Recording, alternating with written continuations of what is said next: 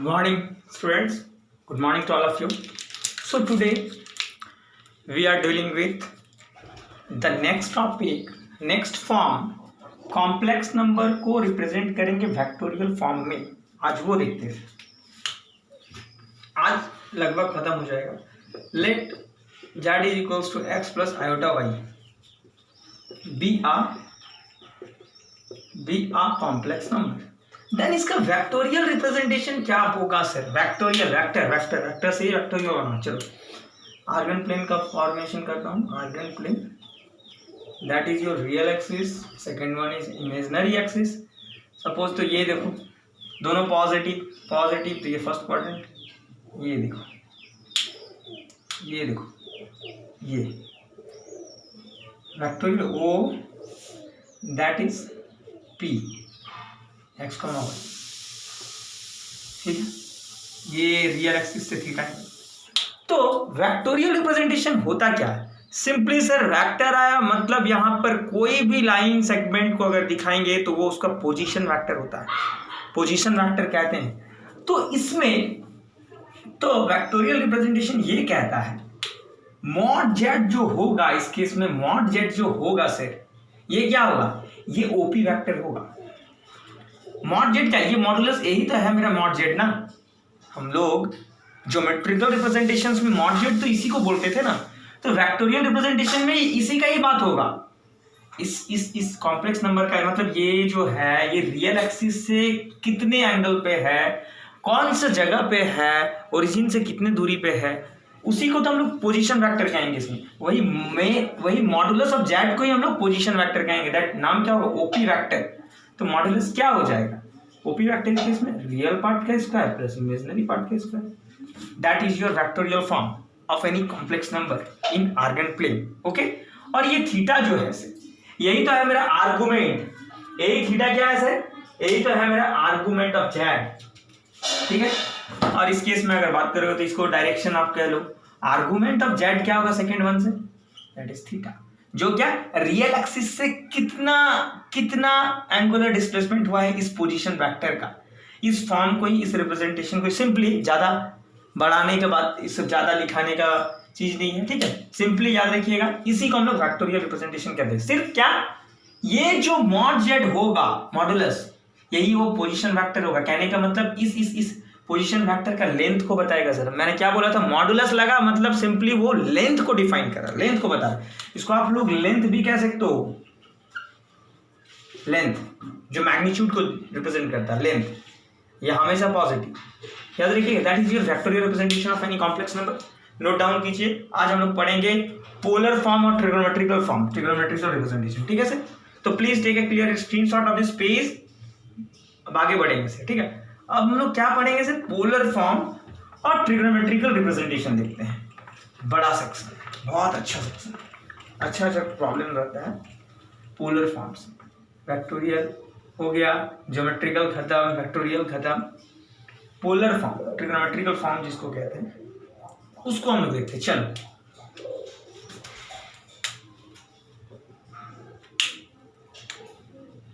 Polar form कह लो और trigonometrical,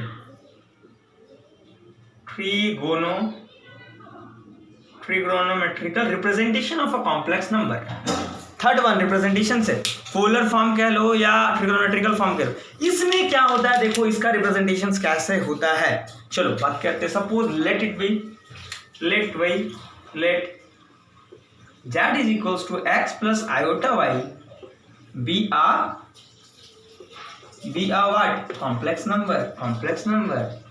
then इसका पोलर रिप्रेजेंटेशन क्या होगा सर? देखते हैं. चलो देखो आर्गन प्लेन कॉम्प्लेक्स नंबर में बात कर रहा हूं तो Argand plane real axis that is your, लिख देते पूरा रियल एक्सिस. ये मेरा क्या है?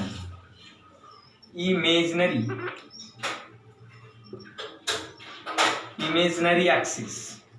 ओके, चलो तो इस पर्टिकुलर कॉम्प्लेक्स नंबर का इस आर्गन प्लेन पे हम लोग पोजीशन देखेंगे. चलो ये है ओरिजिन, और सपोज यहाँ ये पी एक्स वाई.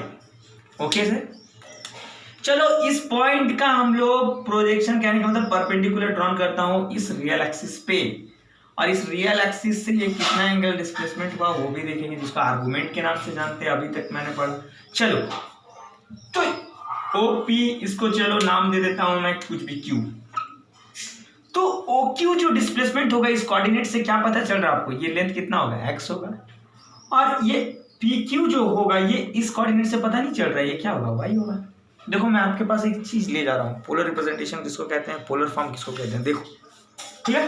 तो और यहाँ पर इस ट्रायंगल का बात करता हूँ, it is right angle triangle, ठीक है ठीक है। तो इस ट्रायंगल का मैं बात करता हूँ पोलर रिप्रेजेंटेशन से, तो मैं इससे पहले वेक्टोरियल रिप्रेजेंटेशन में ये OP वेक्टर क्या था मेरा, ये OP वेक्टर जो था ये मेरा क्या था सर, ये मॉड जेड था सर, मॉड जेड था सर, ठीक है।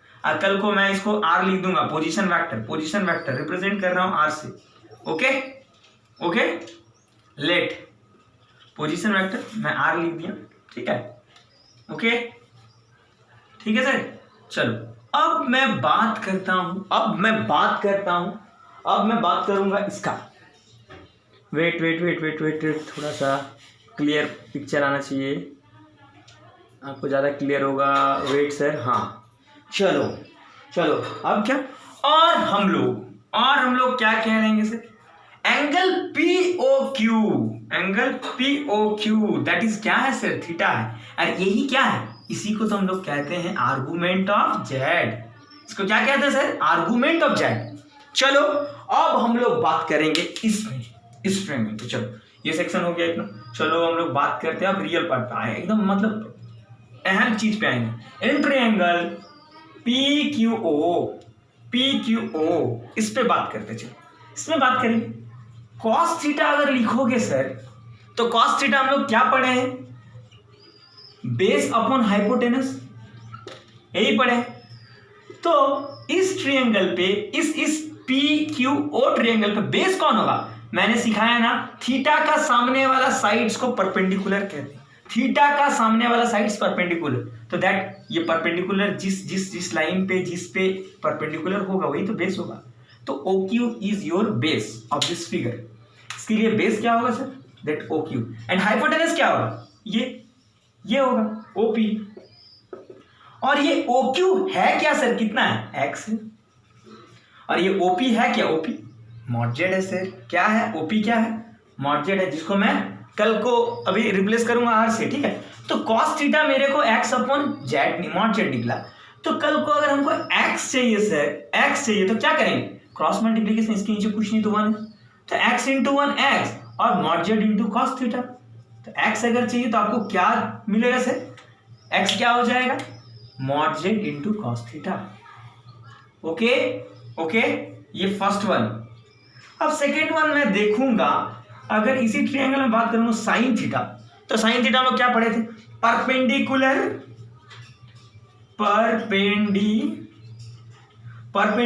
अपॉन हाइपोटेनस, यही जानता हूं। तो इस ट्रायंगल में मैं क्या बोला, थीटा के सामने वाला साइड परपेंडिकुलर, चलो सर देखता हूं, बात करता हूं, तो परपेंडिकुलर क्या होगा, PQ is your perpendicular of this figure and OP is your hypotenuse, PQ मेरा है क्या, PQ का लेंथ दैट इज y है सर, और OP है क्या, दैट इज मॉड जेड है, मॉड जेड, चलो मॉडुलस ऑफ जेड, नीचे कुछ नहीं बन। तो कल को मेरे पास x, मैं डेटा को इसलिए कलेक्ट कर रहा हूं, देखो इस पे पुट करूंगा, पोलर फॉर्म चेंज हो जाएगा देखना, तो y अगर चाहिए तो cross multiplication, y into 1 that will give you what, y, and sin theta into mod z that will give you what, mod z into sin theta sir, okay। इसके नीचे कुछ नहीं तो 1 है, ये तो आपको y भी मिल गया, x भी मिल गया। अब मेरा क्या होगा, देखो अब पोलर रिप्रेजेंटेशंस में कैसे लिखेंगे सर, ठीक है। तो प्लीज हाँ ठीक है लिखता हूँ, जगह है, वेट सर प्लीज, हाँ चलो। तो इस इक्वेशन पे हम उठा के रख देता हूं x का वैल्यू, तो पोलर फॉर्म जो होगा ना सर, पोलर फॉर्म कह लो, ट्रिग्नोमेट्रिकल फॉर्म कह लो, वो जो होगा ना क्या होगा, z is equals to x plus iota y, जो रिप्रेजेंटेशन था x के जगह मैं इसको रख दूंगा, किसको रखूंगा, mod z into cos theta plus iota times of Y, Y का वैल्यू क्या है sir, mod Z into sine theta. Okay okay, तो चलो इन दोनों में से कुछ दिख रहा आपको, कुछ दिख रहा सर, आपको दिखना चाहिए। Mod Z common, taking mod Z common from these two terms, then यहां पर बच जाएगा कॉस थीटा, यहां पर बच जाएगा iota sine theta, iota sine theta. इसी को तो पोलर फॉर्म कहते हैं सर, इसी को तो पोलर फॉर्म कहते हैं सर कॉम्प्लेक्स नंबर का। चलो और मैं क्या करूंगा, मैं बोला ना अब रिप्लेस करने का समय आ गया। मॉड जेड को हटा दे रहा हूं आर से, इस पोजीशन वेक्टर का आर लिख दे रहा हूं, सपोज दैट ये लेंथ आर दिया हुआ। तो चलो मॉड जेड की जगह अगर हम लोग आर रख देते हैं सर, आर रख देते हैं sir, R times of cos theta. R कुछ नहीं है, वो लेंथ है उस ओपी का, ठीक है। तो that z is equals to r times of cos theta plus I sin theta, that is your polar representation of a complex number। इसी को पोलर रिप्रेजेंटेशंस कहते हैं सर कॉम्प्लेक्स नंबर का। ओके क्लियर है, ज्योमेट्रिकल रिप्रेजेंटेशन देख लिया, vectorial representation देख लिया, पोलर रिप्रेजेंटेशन देख रहा हूं जिसको ट्रिग्नोमेट्रिकल रिप्रेजेंटेशन भी कहता हूं। देखो सर कुछ नहीं है, सिंपली एकदम दिमाग ठंडा करके शांत करके देख लीजिए। ओके क्लियर है sir, take a clear screenshot of this page please, quickly, be quick, जल्दी जल्दी। और ये थीटा है क्या, थीटा तो मेरा आर्गुमेंट है, ये थीटा है क्या सर, आर्गुमेंट ऑफ जेड अगर चाहिए तो ये थीटा, ये एंगल। ओके ओके सर, इसी को पोलर रिप्रेजेंटेशंस कहते हैं। हाँ तो चलो इसमें और एक बात करता हूं, अगर इस फॉर्म को हम जनरलाइज करना चाहते हैं, चलो जनरलाइज करोगे, फर्स्ट क्वाड्रेंट है ना, 2n pi plus theta, 2n pi plus theta, generalize करते हैं। चलो तो इसका जनरल फॉर्म अगर लिखोगे ना सर, यहां लिखते हैं, यहां so general form of this complex number क्या हो जाएगा, ये देखो, r times of cos 2n pi plus theta, 2n pi plus theta first quadrant सब positive, plus iota 2n pi plus theta. Okay okay, 1 pi 2 4 pi plus, हाँ सही है, first quadrant में आएगा, पुट करके देख लो। तो that is your generalized case, ये जनरल फॉर्म है सर, ये जनरल फॉर्म है सर। अगर n क्या है, n क्या है, n इंटीजर है सर। ओके n है क्या सर, n क्या है sir, integer, 2n pi plus theta, that is your general form of any complex number in polar form. Clear है, तो प्लीज सर इसको नोट डाउन कीजिए, इसको समझिए बात को कैसे मैंने लाया। Okay sir, please please please please जल्दी, क्विक। अब प्रॉब्लम भी करूंगा इससे रिलेटेड सर, ठीक है सर।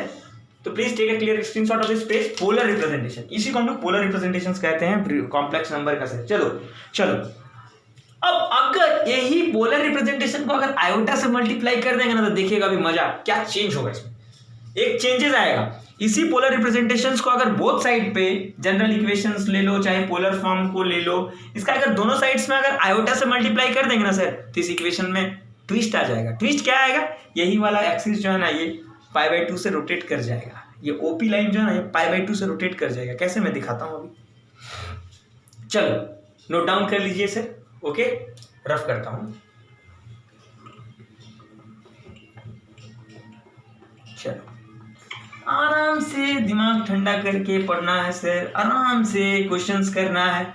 याद रखिएगा IIT JEE मीन्स जो भी है, WB JEE जो भी क्वेश्चन, जितने भी कॉम्पिटिटिव एग्जाम है सर, कॉम्प्लेक्स नंबर एक बड़ा सेक्शन होता है जहां से अच्छा मार्क्स कंटेंट रहता है एग्जाम में से। तो याद रखिएगा थोड़ा अच्छे से पढ़ना है, ठीक है, अच्छे से, एकदम अच्छे से पढ़ना है सर। अगर आपको कुछ डाउट हो कमेंट सेक्शन में कमेंट कीजिए, सर मेरे को इस प्रॉब्लम में डाउट हो, देन पक्का मैं कह रहा हूं कि आपके डाउट को क्लियर करूंगा। ओके सर, तो प्लीज वीडियो को लाइक करते रहिए, शेयर करते रहिए, और मेरे चैनल में जो न्यू है वो सब्सक्राइब करें, ठीक है सर। तो multiplication of a complex number by iota, चलो अब देखते हैं। चलो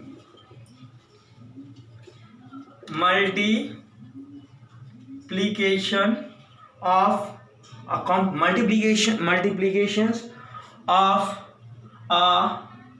a complex number by iota, iota अर्थात ये क्या कॉम्प्लेक्स नंबर को हम लोग आयोटा से मल्टीप्लाई कर रहे हैं, तो क्या चेंजेस आएगा, चलो क्या वेरिएशन देखते हैं सर। चलो आयोटा से तो मेरे पास पोलर फॉर्म, चलो डायरेक्ट ज्यादा लिखूंगा नहीं। पोलर फॉर्म मेरे पास क्या था, r times of cos theta plus iota sine theta. इसी फॉर्म को, इस इक्वेशंस को ही बोला आयोटा से मल्टीप्लाई करो, तो आयोटा से मल्टीप्लाई करेंगे तो दोनों साइड करना पड़ेगा ना भाई, करते हैं दोनों साइड। चलो देखो अभी चेंजेस दिखेगा, ये हो गया। तो ये आयोटा जेड, ये आई से मल्टीप्लाई करो, चलो I cos theta plus I into I square into sine theta. और हम लोग मैंने कितना बार जिक्र किया हूं आयोटा स्क्वायर का, that is -1 iota Z is equal to r times of I cos theta minus sine theta. Iota square का वैल्यू सर -1, ठीक है। तो चलो इसको थोड़ा अरेंज कर लेता हूं, r of minus sine theta plus iota cos theta. चलो अब इसको जनरलाइज करोगे ना सर, तो देखो क्या आएगा, देखो iota Z is equal to r times, इसको क्या लिखूंगा मैं, cos π/2 plus theta second quadrant, ठीक है। आयोटा से मल्टीप्लाई कर दिए तो देखो कितना चेंज आ गया, ये देख sine 90 plus theta cos theta. देखो आपको दिखने को मिल रहा है, सब चीज सामने है सर आपके। देखो आयोटा से मल्टीप्लाई किया तो मेरे पास क्या आ गया, देखो ठीक है। ये था मेरा polar representation of a complex number. इस पोलर फॉर्म को ही मैंने क्या किया, आयोटा से मल्टीप्लाई कर दिया दोनों साइड्स में। आयोटा से मल्टीप्लाई कर दिया ना सर, तो देखो जनरल फॉर्म में मेरा क्या चेंजेस आ गया। जनरल फॉर्म मेरा था 2n पाई प्लस थीटा, ठीक है ना। अब इसमें देखिए आ गया क्या मेरा, π/2 प्लस थीटा, π/2 प्लस थीटा, मतलब एक क्वाड्रेंट बढ़ गया सर, सेकेंड क्वाड्रेंट, ये डिनोट कर रहा है सेकेंड क्वाड्रेंट, याद रखिएगा। तो एक आयोटा के मल्टीप्लिकेशंस के कारण देखिए कितना बड़ा चेंज आ गया। वो आदमी फर्स्ट क्वाड्रेंट में था, अब सेकेंड क्वाड्रेंट में शिफ्ट करेगा। समझ रहे हो बात को समझो सर, ठीक है ना। तो